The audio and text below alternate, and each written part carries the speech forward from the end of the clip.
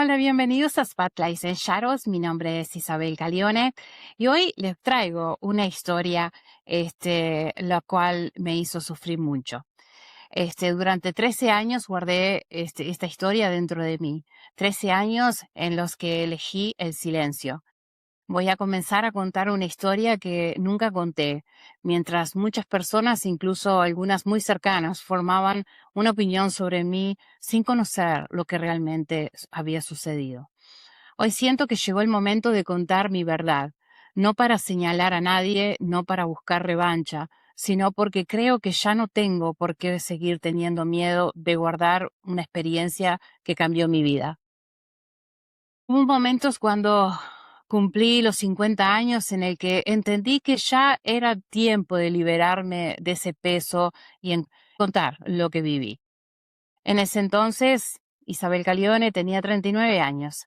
Trabajaba muchísimo, al mismo tiempo mi vida profesional estaba creciendo. Había publicado mi primer libro de la trilogía Lo que no sabía. Estaba a hacer un lugar como autora.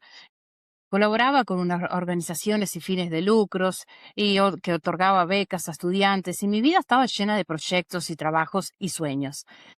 Fue una de esas etapas cuando asistí a un evento muy importante en West Hartford y mientras conversaba con un grupo de amigas, un hombre alto, de presencia muy segura y con una personalidad que llamaba la atención, se acercó a mí. Me saludó y me dijo, ¿vos sos uruguaya? Me preguntó. Entonces le dije, sí, le respondí. Él también, bueno, me dijo su nombre y comenzamos a conversar. Me habló de cuánto le gustaba el tango, de sus intereses por Argentina, Uruguay y de la cultura del Río de la Plata. Yo le comenté que había nacido en el Río de la Plata, en Montevideo, y bueno, fue una conversación agradable. Cuando ya me iba, él me paró, me dijo, antes que te vayas, quisiera decirte algo. Me gustaría apoyarte en en las organizaciones con las que trabajas. Podemos intercambiar nuestros teléfonos para mantenernos en contacto. Me pareció una propuesta completamente razonable. Siempre estábamos buscando personas interesadas en colaborar con nuestras actividades, así que intercambiamos los números de teléfono. Pero antes de despedirnos, agregó algo que me tomó completamente por sorpresa. Me dijo, nunca vi una mujer tan hermosa como vos. Y recuerdo que me sorprendió. Le agradecí el cumplido, aunque me pareció un comentario bastante directo para alguien que recién conocía. Después me despedí y seguí con mi grupo. Una semana más tarde, nos volvimos a encontrar en otro evento, compartimos la misma mesa, seguimos conversando poco a poco, empezamos a conocernos y bueno, en ese momento no sé exactamente qué fue lo que ocurrió, pero en cuestión de semanas teníamos mucha comunicación. Y en una yo le pregunté por su esposa porque vi que tenía un anillo de casado. Y me dijo, no, no lo tomes así, lo llevo por tenerlo, pero no estoy casado. ¿No? Le pregunté cuál era realmente la situación, porque lo tenía. Entonces él me contó una historia, me dijo que hacía mucho tiempo que su relación de pareja había terminado, que ya no estaba el matrimonio, que la quería como una hermana, que no se habían divorciado, pero no existía vida de matrimonio y que la esposa estaba en una etapa terminal de un cáncer y que estaba muriendo. Recuerdo haber pensado muchas veces en que escuchaba estas historias parecidas y que siempre no son ciertas.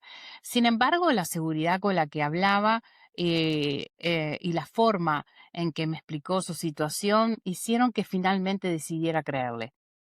Nunca imaginé que esa decisión iba a cambiar mi vida por completo. Comenzamos a conocernos, comenzamos a compartir cada vez más tiempo juntos y también llegó la intimidad.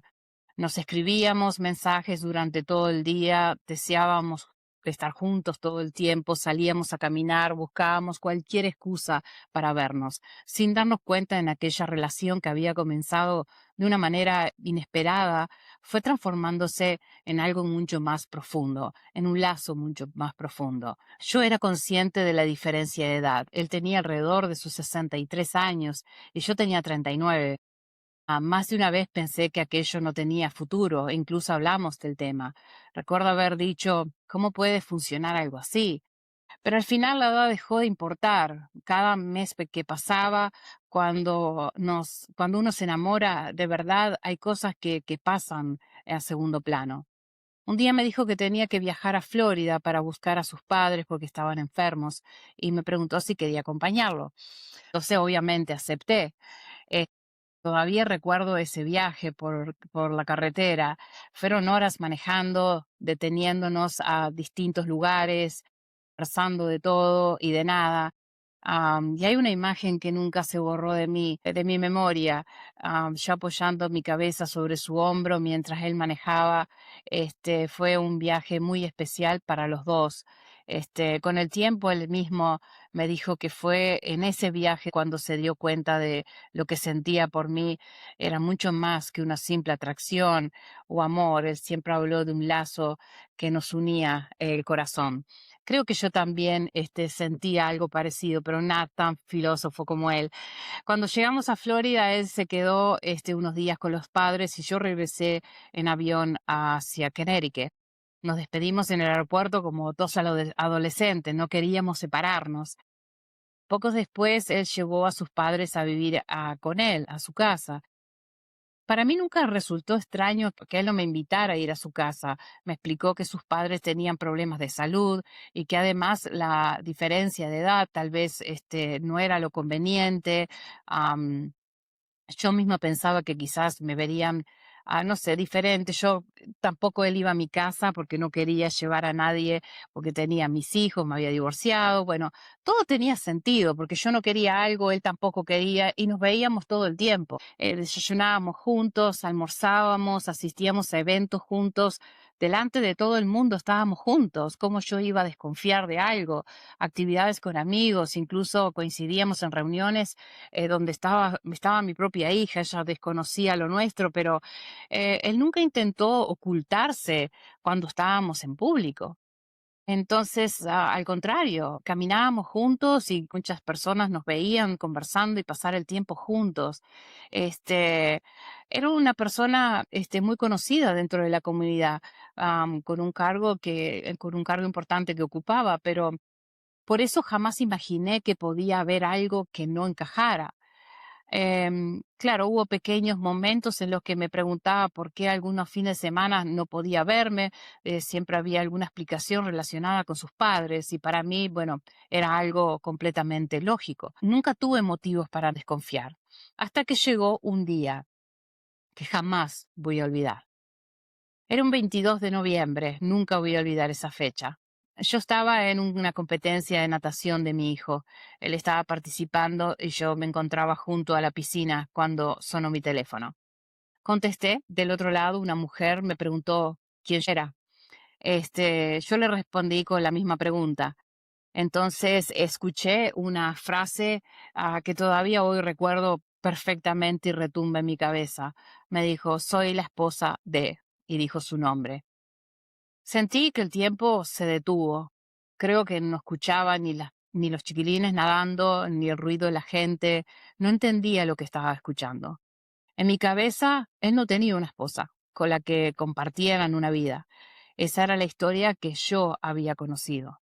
Y además, la mujer que estaba hablando conmigo sonaba completamente sana, gracias a Dios.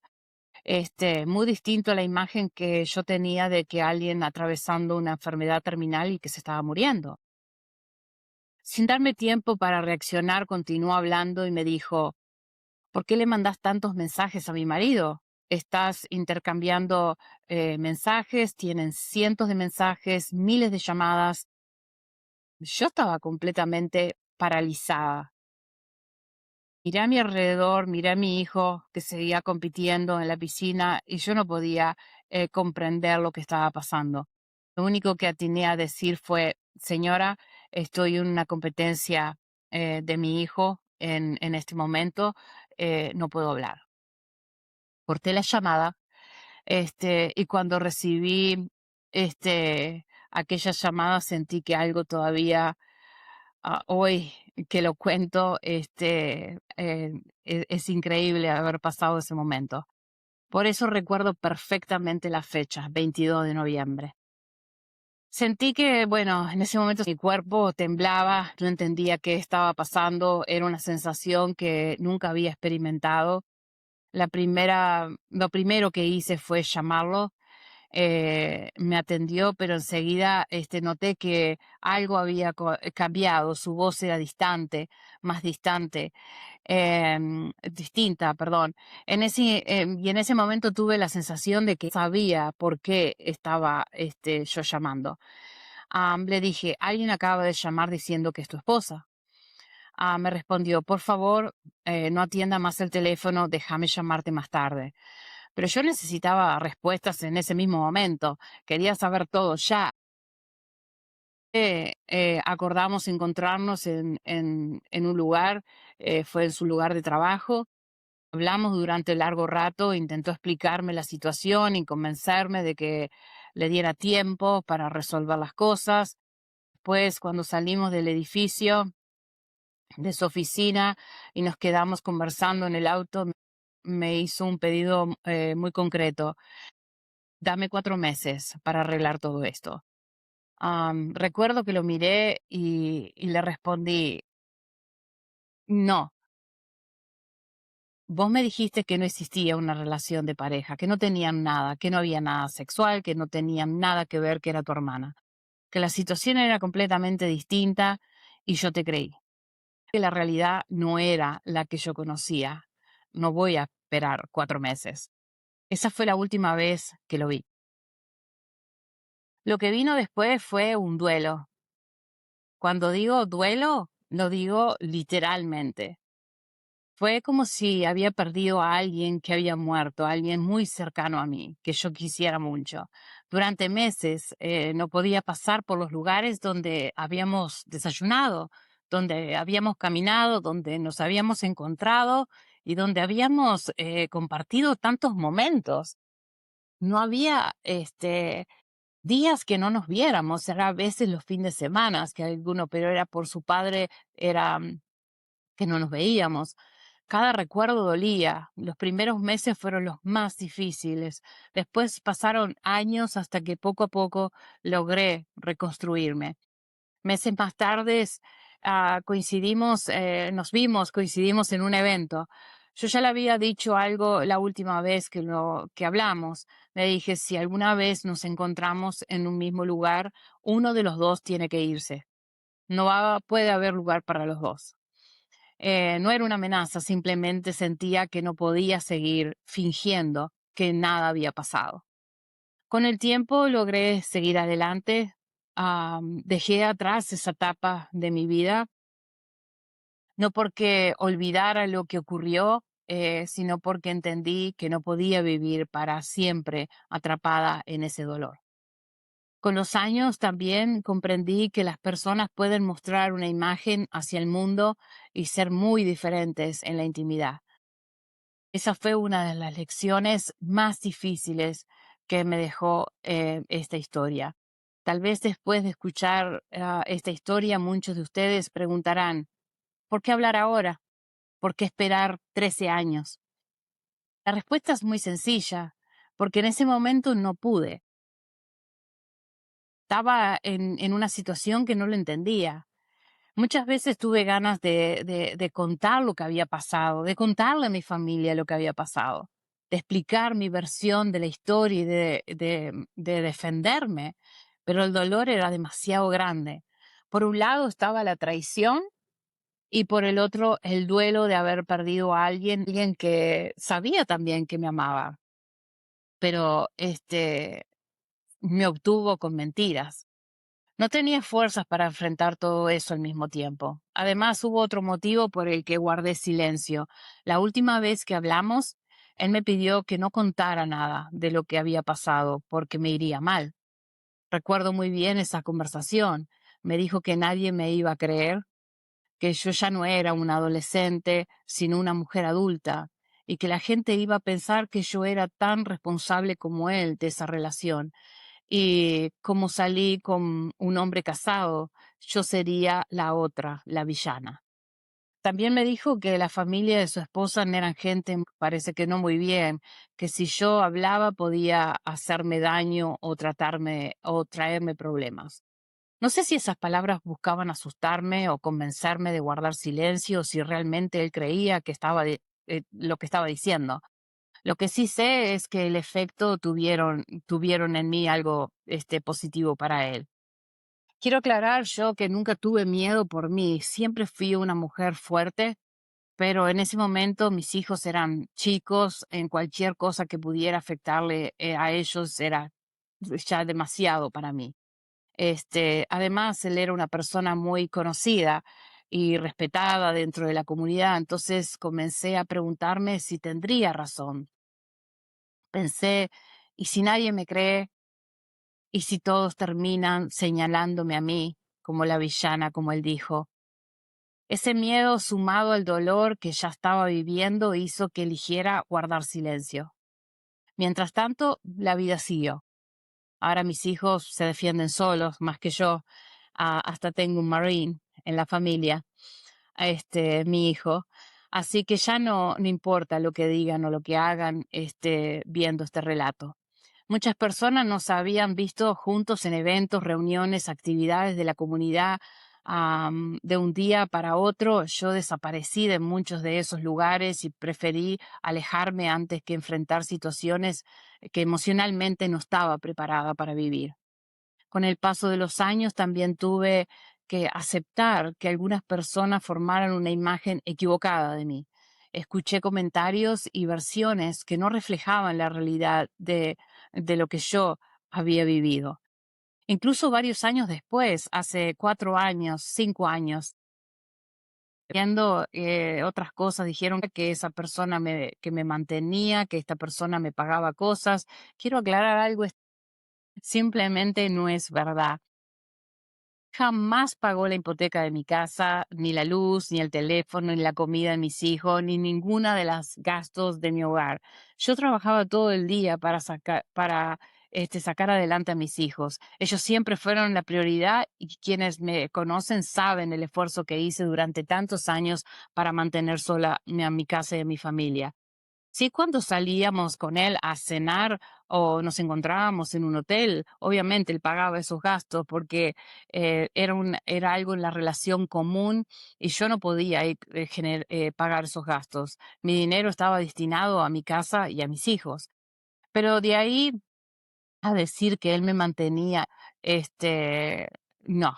Escuchar eso después de tantos años, todavía existía comentarios que no reflejaban la realidad. Eso fue bien doloroso. Sin embargo, tampoco respondí hace 5 años. Elegí seguir adelante y continuar construyendo mi vida con trabajo, con esfuerzo y con la tranquilidad de saber cuál era la verdad. Dios sabe la verdad. Nunca sentí la necesidad de responder uno por uno. Elegí seguir adelante con mi vida. Y así pasaron los años hasta que mucho tiempo después esa persona volvió a ponerse en contacto conmigo. En esa conversación me dijo que nunca había dejado de pensar en mí, que seguía sintiendo lo mismo y que había sufrido durante todos esos años, que quería estar cerca de mí, como amigo, como lo que fuera, que no me apartara de él. Solo me pedía estar cerca. Él afirma que nuestras almas se entrelazaron de alguna manera. Yo lo escuché con tranquilidad. Y fue en ese momento cuando entendí que la vida había dado un giro completamente. El dolor que yo había sentido, que ya no dolía, solo dolía recordar el pasado que ya estaba enterrado. Había sanado. Entonces le respondí algo que resume todo lo que aprendí de esta historia. Le dije, lo que yo sufrí fue a consecuencia de una decisión que vos tomaste y de una historia que yo decidí creer. Yo ya hice las paces con el pasado, lo superé. Ahora vos sos quien tiene que convivir con las decisiones que tomaste en seguir enamorado, como decís, en silencio. Ya no siento ese amor. Hoy no cuento esta historia para buscar compasión ni para que nadie tome partido. Lo cuento porque durante 13 años viví con el silencio y con una imagen de mí que no era la verdadera, que no es verdadera. Y porque entendí que contar mi verdad no cambia el pasado, pero sí me permite cerrar ese capítulo en paz. Si esta historia le sirve, aunque sea a una sola persona, para entender que nunca es tarde para recuperar lo propia voz, entonces habrá valido la pena contar esta historia. Muchísimas gracias. Esto ha sido Spotlights and Shadows. Mi nombre es Isabel Calione.